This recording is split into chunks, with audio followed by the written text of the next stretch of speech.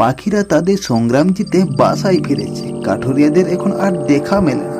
বাকি জীবজন্তু আনন্দে উৎসাহিত, নদীর জলে মাছ খেলা করছে। এইভাবে বেশ কয়েকদিন কাটার পর এক মহা বিপদ সম্মুখীন হলো। আগে কাঠুরিয়াদের হাত থেকে বন রক্ষা করেছিল 3 পাখি, তবে এবার মহা বিপদ আসছে। মানুষ এবার শুধু গাছ কাটবে না, বরং কলকারখানা বসাবে। সেখান থেকে বেরাবে ধোঁয়া, নদীকে বিষাক্ত করবে, গাছ শুকিয়ে যাবে, প্রাণীরা আশ্রয় পাবে না। বন্ধুরা, আজ আমি মানুষের গলা শুনলাম। ওরা বলছে এখানে নাকি ওরা বড় কারখানা বানাবে। কারখানা হলে নদীর জল নষ্ট হবে, গাছ মারা যাবে, আমাদের বন আবার ধ্বংসের পথে। যদি কারখানা হয় তাহলে গান থাকবে না, সুর হারাবে, মানুষের লোভ প্রকৃতিকে ধ্বংস করবে। আমাদের কিছু করতেই হবে, নইলে ভবিষ্যৎ অন্ধকার। ছোট্ট পাখি হলেও মানুষের পরিকল্পনা জানার চেষ্টা করব। যদি তাদের নথি পায় তবে প্রমাণ থাকবে আমরাও পারবো। বন কারখানার জন্য নয়। 3 পাখি এবার শুধু নিজেদের নিয়ে লড়াই করতে চাইল না, এবার তারা পুরো বনজ প্রাণীদেরকে ডাকলো। হরিণ, খরগোশ, কাঠবেড়ালি, এমনকি হাতিরাও এলো ওই সভায়। বন্ধুরা, তোমরাও তো জানো বন শুধু আমাদের একার নয়, তোমাদেরও ঘর। যদি কারখানা হয় তবে তোমরাও তোমাদের আশ্রয় হারাবে, তাই আমাদের একসাথে দাঁড়াতে হবে।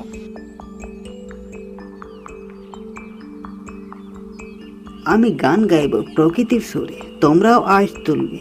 একসাথে হলে প্রকৃতির বিশাল ধ্বনি শোনা যাবে। মানুষ তখন বুঝবে বন যেন জীবন্ত রয়েছে।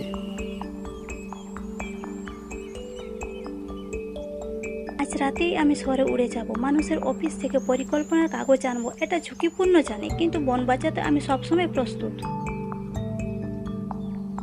চড়ুই পাখি রাতে শহরে চলে গেল। আলো ঝলমল, রাস্তায় ধোঁয়া, ভরা বাতাস, তবু সাহস নিয়ে সে অফিসের জানলা দিয়ে ঢুকলো। টেবিলে অনেক কাগজ রয়েছে।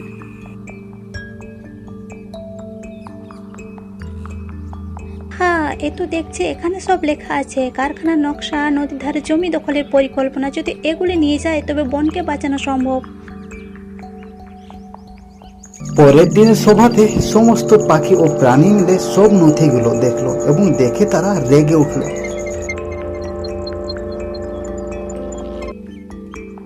বন্ধুরা, এই দেখো, এখন আমাদের হাতে প্রমাণ আছে। মানুষকে দেখাতে হবে এই বন শুধু জমি নয়, জীবন্ত পৃথিবীর। আমরা ঐক্যবদ্ধ হলে তারা নিশ্চয়ই পিছু হটবে।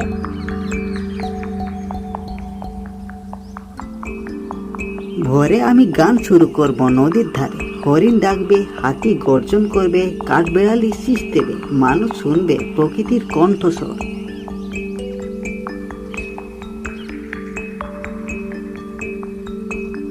আর আমি সেই সময় মানুষের হাতের সামনে নথি ফেলবো। তারা দেখবে তাদের পরিকল্পনা এখন বনেদের হাতে। তারা বুঝবে প্রকৃতি তাদের বিরুদ্ধে এখন দাঁড়িয়েছে।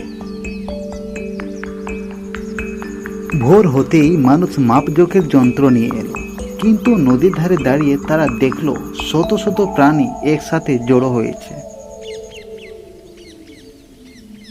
বন্ধুরা, এখন সময় হয়েছে ঐক্য দেখানোর। দাঁড়াও শক্ত হয়ে একে অপরের পাশে। মানুষ দেখুক বনের পরিবারকে।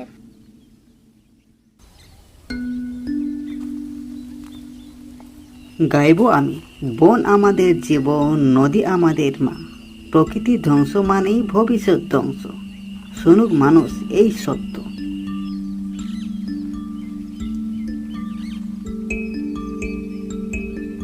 এই নাও তোমাদের নথি। তোমরা কি জানো আমরা এখন সব জানি। এখানে কারখানা হলে বন লড়াই করবো আমরা শেষ অবধি।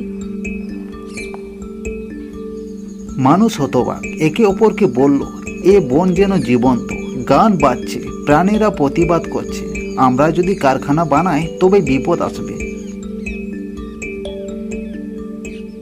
বন্ধুরা, তোমরা কি লক্ষ্য করেছো? মানুষরা এখন থেমে গেছে আমাদের শক্তির ঐক্যের কাছে। আমরা যদি একতা থাকি তবে মানুষ আর সাহস পাবে না।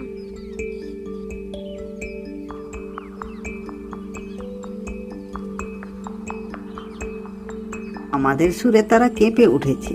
এ প্রমাণ মানুষ জানে প্রকৃতির সাথে লড়াই করলে জেতা যায় না।